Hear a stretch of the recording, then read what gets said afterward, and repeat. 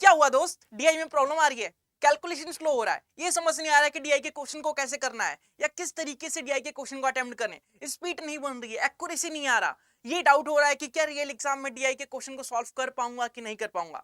तो hello everyone, मैं हूं संजीव एंड मैं आज के इस वीडियो में बताने वाला हूं ये किस तरीके से आप डीआई में अगर कैलकुलेशन स्लो हो रही है, स्पीड स्लो हो रही है, तो डीआई के क्वेश्चन को कैसे अटेम्प्ट कर सकते हैं एंड किस तरीके से डीआई में अपने स्पीड को बूस्ट कर सकते हैं, अपने स्कोर को इंक्रीज कर सकते हैं। तो मैं कुछ स्टेप्स बताऊंगा, अगर आप उन स्टेप्स को फॉलो कर लेते हैं तो आप यकीनन जो है डीआई में स्कोर बूस्ट कर लेंगे, अपने डीआई में जो कॉन्फिडेंस है उसे बिल्ड कर लेंगे, कॉन्फिडेंस बूस्ट कर लेंगे।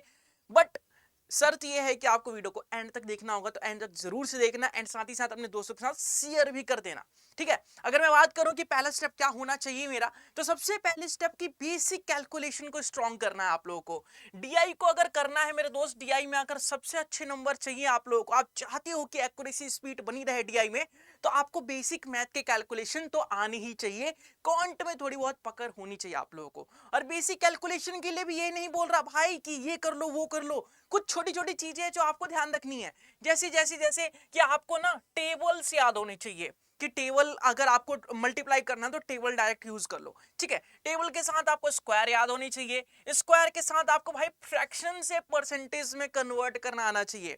मैंने आपसे बोल दिया भैया कि यहाँ 33 1/3% लिखा है, तो आपको पता होना चाहिए कि ये जो है 1/3 होता है, इसका मतलब 1/3 होता है फ्रैक्शन में अगर मैं कन्वर्ट करूं तो। इस तरीके से आपको आना चाहिए फ्रैक्शन टू परसेंटेज या परसेंटेज तो फ्रैक्शन कन्वर्ट करना। साथ ही साथ आपको पता होना चाहिए भाई कि बेसिक मल्टीप्लिकेशन और डिवीजन के शॉर्ट ट्रिक्स जरूर से पता होना चाहिए कि किस तरीके से हम मल्टीप्लाई करते हैं तो शॉर्ट ट्रिक यूज कर सकते हैं, किस तरीके से हम डिवाइड के शॉर्ट ट्रिक यूज करके अपने कॉन्फिडेंस को बूस्ट कर सकते हैं, ठीक है दोस्त। तो स्टेप नंबर 1 क्या है कि बेसिक कैलकुलेशन को स्ट्रॉन्ग करनी है आप लोगों को। स्टेप नंबर 2 की अगर हम बात करते हैं तो स्टेप नंबर 2 है अप्रोक्सीमेशन सीखो भाई। पूरा आपको स्मार्ट वर्क करना, हार्ड वर्क नहीं करना, गधा मजदूरी नहीं करनी आप लोगों को, आपको स्मार्ट वर्क सीखना है, अप्रोक्सीमेशन का यूज करना है। जहां भी कुछ पॉइंट में आ रहा है इग्नोर कर दो भाई, फ्रैक्शन में मान लो या फिर मान लो राउंड ऑफ करके इंटीजर्स मान लो।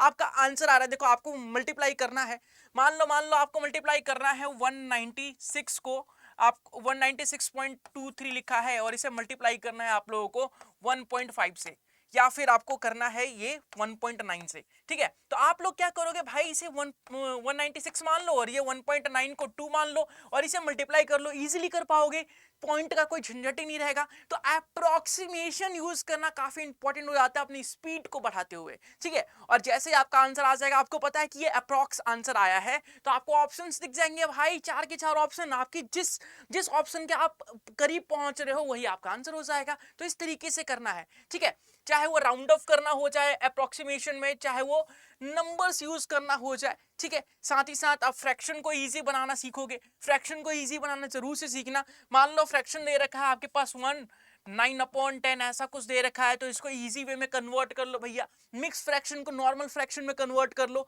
ठीक है। तो इस तरीके से छोटी छोटी चीजों का ध्यान रखोगे ना, तो कैलकुलेशन अपने आप बूस्ट हो जाएगी, कॉन्फिडेंस अपने आप आएगा, स्पीड अपने आप बूस्ट हो जाएगी, ठीक है दोस्त। तो स्टेप नंबर 2 है अप्रोक्सीमेशन का यूज करो। अगर मैं बात करूं स्टेप नंबर 3 की, तो स्टेप नंबर 3 आता है कैलकुलेशन का शॉर्ट ट्रिक डेवलप करो। जैसा कि मैंने अभी बताया आप लोगों को, कैलकुलेशन का शॉर्ट ट्रिक डेवलप करना काफी इंपॉर्टेंट हो जाता है। जैसे मैंने आप लोगों से पूछ लिया कि भैया आप बताओ कि 132 को अगर मैं 11 से मल्टीप्लाई करूं तो कैसे करूंगा, तो इसका भी शॉर्ट ट्रिक होता है कि आप 1 को यहां लिखोगे, 2 को यहां लिखोगे, पहले इन दोनों को प्लस कर दोगे, देन इन दोनों को प्लस कर दोगे, आंसर आ जाएगा 1452। तो इस तरीके से आपको स्मार्ट अप्रोच सीखनी पड़ेगी कैलकुलेशंस की, ताकि आप लोग अपनी स्पीड को बना सको और टीआई में कॉन्फिडेंस को बिल्ड कर सको, ठीक है भाई, बूस्ट कर सको। परसेंटेज का शॉर्ट ट्रिक आना चाहिए आप लोगों को कि परसेंटेज का शॉर्ट ट्रिक क्या होता है भैया, परसेंटेज कैसे निकालते हैं, ठीक है। इसी तरीके से आपको फ्रैक्शन का शॉर्ट ट्रिक आना चाहिए कि किस तरीके से फ्रैक्शन की शॉर्ट ट्रिक यूज करने वाले हम।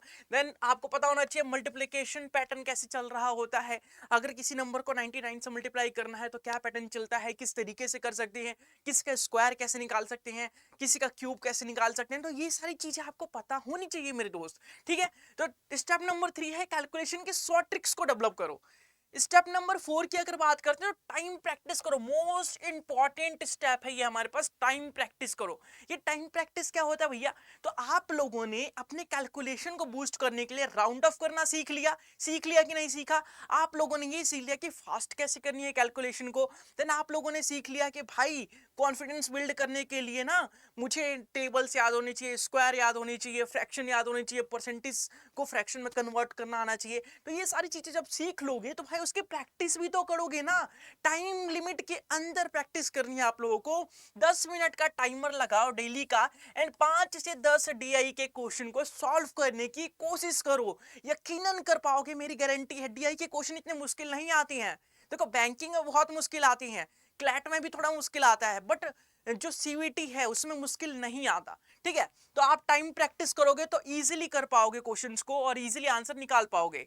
क्या करना होगा भाई? आपको देखना है कि क्या 10 मिनट के अंदर मैं 5 से 10 क्वेश्चन डीआई के सॉल्व कर पा रहा हूं कि नहीं, क्या स्पीड बन पा रही है कि नहीं, क्या एक्यूरेसी बन पा रही है कि नहीं। क्योंकि आपका टारगेट यही होना चाहिए भाई, स्पीड और एक्यूरेसी। स्पीड और एक्यूरेसी का गेम है, स्पीड और एक्यूरेसी पे ही खेलना है आप लोगों को। ठीक है, तो ये स्टेप नंबर 4 है। अगर मैं बात करूं कि नेक्स्ट और मोस्ट इंपॉर्टेंट स्टेप क्या होगा, तो मिस्टेक को एनालाइज करो। भाई आप मॉक टेस्ट को दे रहे हो तो मिस्टेक्स होंगी, गलतियां आएगी, क्वेश्चन गलत हो रहे होंगे, तो उसको एनालाइज करना है आप लोगों को कि कहां गलतियां हो रही है।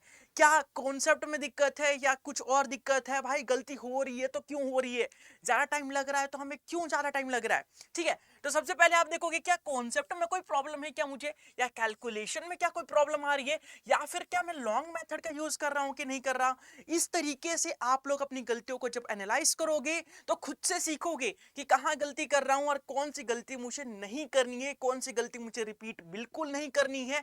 अगर ये सारे तरीके जो है आप यूज करते हो तो यकीनन मेरे दोस्त डीआई में आप बहुत से बहुत अच्छा कर पाओगे। एंड अभी अगर डीआई के क्वेश्चन एक भी नहीं बन रहे तो मैं गारंटी दे सकता हूं कि अगर ऐसे प्रैक्टिस करोगे आप लोग, ये 5 स्टेप फॉलो कर लोगे, तो आप लोग डीआई के 10 क्वेश्चन बना पाओगे और विद कॉन्फिडेंस के साथ। खुद तो करोगे ही, अपने दोस्तों को भी सिखाओगे कि इस तरीके का, इस अप्रोच का फॉलो करो। तो जरूर से इस स्टेप को फॉलो करना है एंड जरूर से बताना आप लोग कि कौन सा स्टेप अभी फॉलो कर रहे हो। क्या आप इससे पहले ये सारे स्टेप्स फॉलो करते थे या नहीं, तो कमेंट बॉक्स में मुझे जरूर से बता देना।